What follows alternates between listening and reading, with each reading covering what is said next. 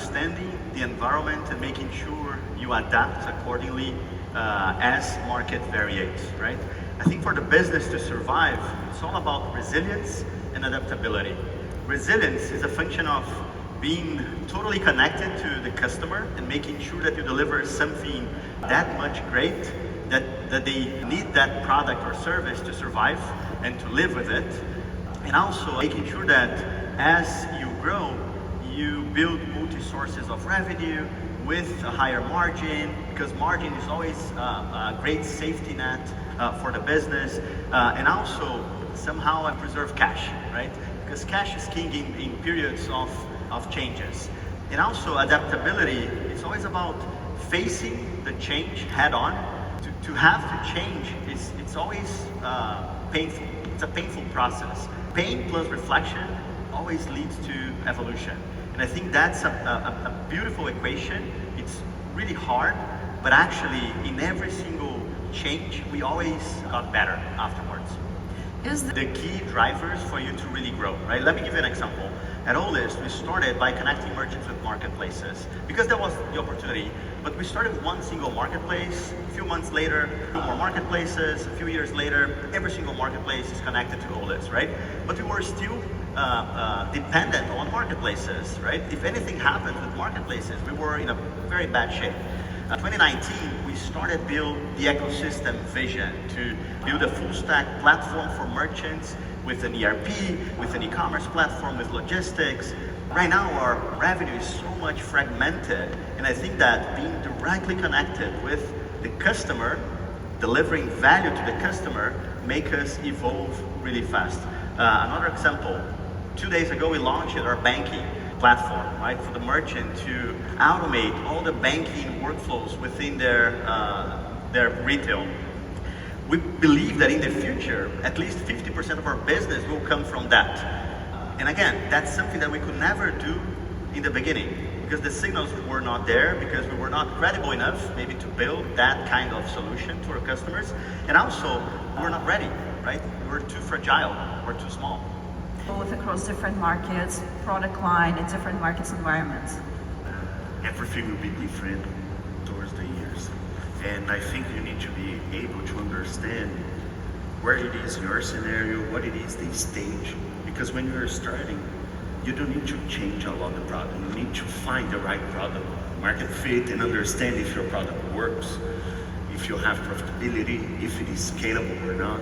And when you are in a different stage, your focus needs to be gain scale and become more efficient in each process. Try to find and maximize those minimal details, the marginal gains that you have in order to become a big company, in order to get the scale that we need to become a unicorn. This stuff. 5 times we got COVID that are different from the marketplace or the internet-based companies. Like we were in a survival mode to reinvent ourselves. And now with the new brand, the Well Hub, just to consolidate the new path and reinforce our mission to bring and make the well-being universal for everybody. It's much more than just a GymPass. That it is the evolution of a product that started selling daily passes, memberships, corporate benefits, the GymPass itself. We created a marketplace. I think the capability of the entrepreneur or the company to understand and guarantee the right amount of focus and dedication, because time is it's our most precious asset, let's say, that it is. As soon as you're ready to get your product, how you guarantee that you become more efficient every day? And the other side, where it is, the other opportunities or things that you need to invest to become bigger in the future. You need to be really obsessed with a problem. This is a worthwhile problem that needs to be solved. How you want to do that? If you have this conviction and understand and align with the funds that this is the problem that I want to try to solve. I don't know how it will be because that will change for sure. But if you align this vision and the problem that you want to solve, I think all the funds and everybody will have like a good relationship and they will understand the process, the journey until you solve this problem. I know how to do it, now I need to scale. And again, it is align expectations because it is the basic trade-off between time and growth. And More Sam- money, less time, so it is the trade-off that you need to align and guarantee that this is what we expect and this is the way and a more sustainable way that we can do it. In terms You want to raise capital per se.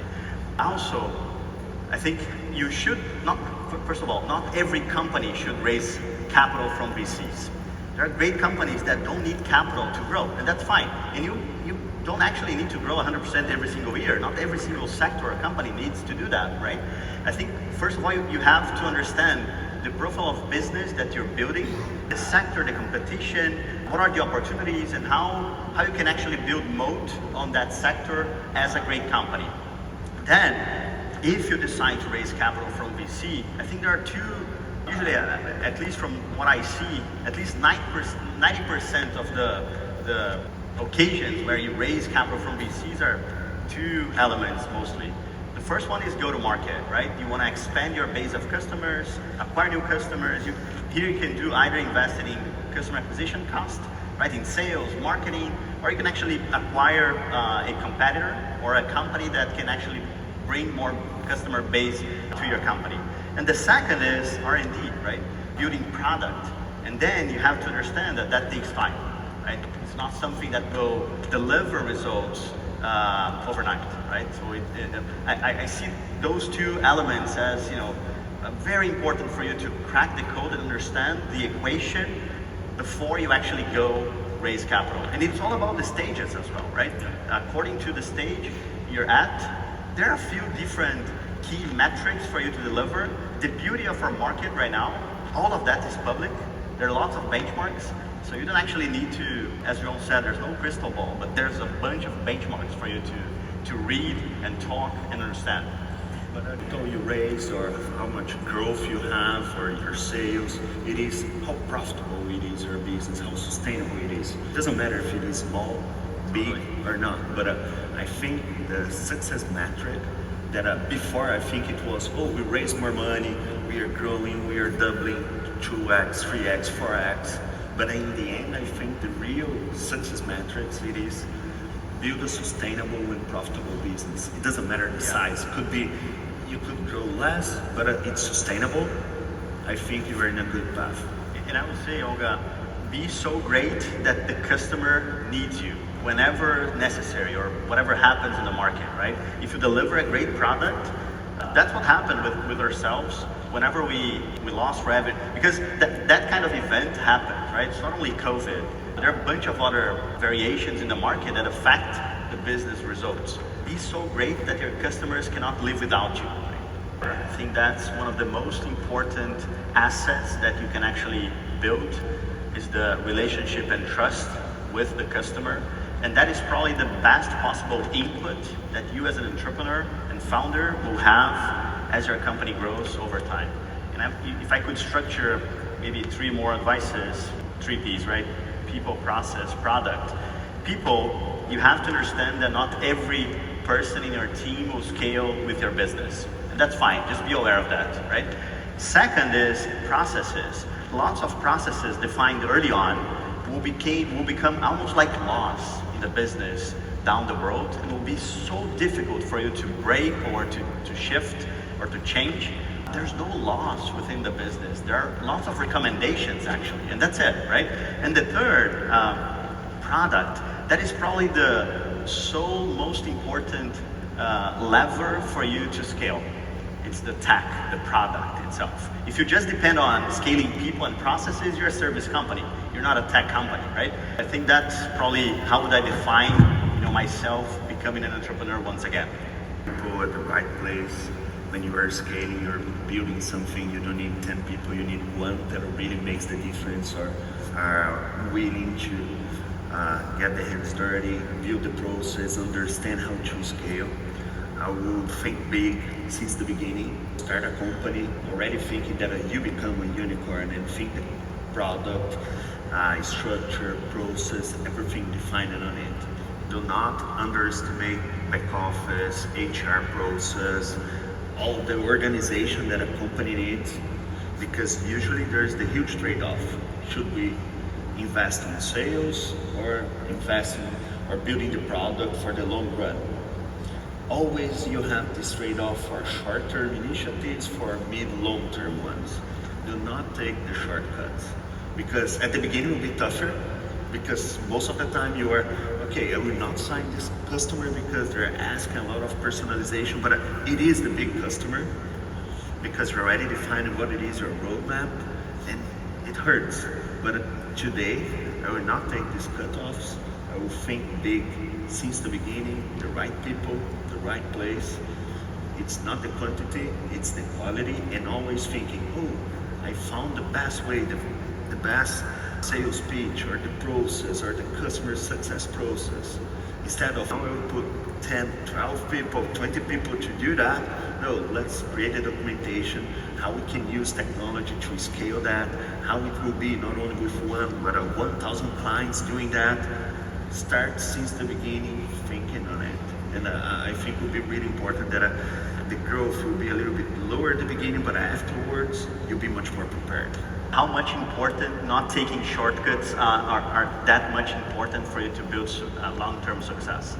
No shortcut will take you to long-term value, actually. They'll probably generate the results in a month, but it won't take you to the compound effect that you need to generate sustainable growth down the road. Carefully how you invest your time. Because most of the time we do a ton of things. Oh, we'll do this, we'll do that. You consolidate a lot of stuff. But most of the time you need to understand, if you're investing 1 hour of your time, this hour needs to be the most profitable for the company. Are you using your time for the most important things in the company and delegate all the rest? Time is the most scarce resource. Okay guys, thank you so much.